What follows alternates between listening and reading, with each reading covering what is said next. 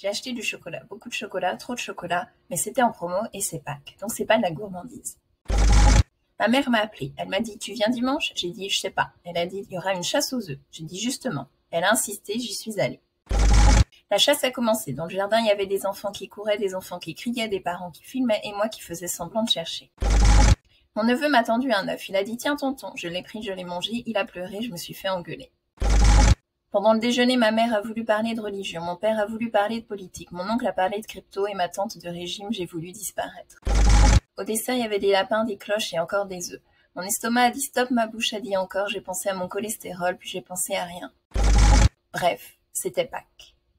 Pâques, c'est une fête chrétienne qui célèbre la résurrection de Jésus.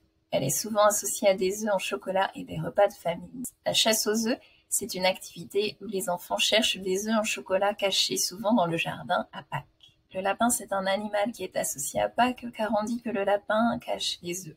Une cloche, c'est un objet métallique qui fait du bruit lorsqu'on la frappe. En France, on dit souvent que les cloches volent à Rome avant Pâques et reviennent en apportant des œufs. Pourquoi parfois on dit des chocolats ou du chocolat? En fait, ça dépend si on parle de quelque chose de dénombrable ou pas. Quand je dis des chocolats, ça veut dire que je peux compter 1, 2, 3, 4, 5, le nombre de chocolats. Du chocolat est employé avec un partitif, du, pour indiquer que c'est indénombrable. On dit des chocolats quand par exemple on parle d'une boîte de chocolat, car il s'agit d'une quantité précise. Par contre, on dit du chocolat quand on parle de façon générale, sans chercher à préciser la quantité. Par exemple, je mange du chocolat quand je suis stressée. Peut-être que je mange 20 grammes ou une tablette ou 2 morceaux, on ne sait pas. Attention, on change des ou les articles partitifs du, de, la en de quand il y a un mot de quantité. C'est pourquoi on dit beaucoup de chocolat, trop de chocolat.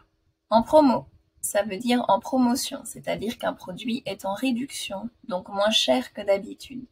Quand on dit tendre un objet, cela veut dire qu'on donne ou qu'on présente cet objet à quelqu'un, avec le bras tendu. Tonton est un mot familier pour désigner l'oncle. Pour la tante, on dit tata, pour la grand-mère mamie et le grand-père papy. Se faire engueuler est une expression familière qui signifie se faire gronder ou crier dessus. La structure se faire plus un verbe à l'infinitif est une façon d'exprimer la voix passive et signifie que l'action est subie par la personne. Le cholestérol, c'est une substance grasse dans le sang. Un taux trop élevé de cholestérol peut être mauvais pour la santé. La gourmandise, c'est le fait d'aimer beaucoup manger des choses sucrées ou grasses, même si on n'a pas vraiment faim. C'est de la gourmandise, on dit ça quand quelqu'un mange juste pour le plaisir. C'est pas de la gourmandise, on dit ça pour se défendre, quand on estime qu'on a une bonne raison pour le faire. Un régime, c'est une manière spéciale de manger, souvent pour perdre du poids ou pour être en meilleure santé. Quand on fait un régime, c'est qu'on change quelque chose dans sa façon de manger, souvent pour maigrir. Faire semblant signifie imiter une action ou prétendre quelque chose qui n'est pas vrai. Par exemple, il fait semblant de dormir, c'est-à-dire quand on le regarde, il a les yeux fermés, on croit qu'il dort, mais en fait, il est éveillé.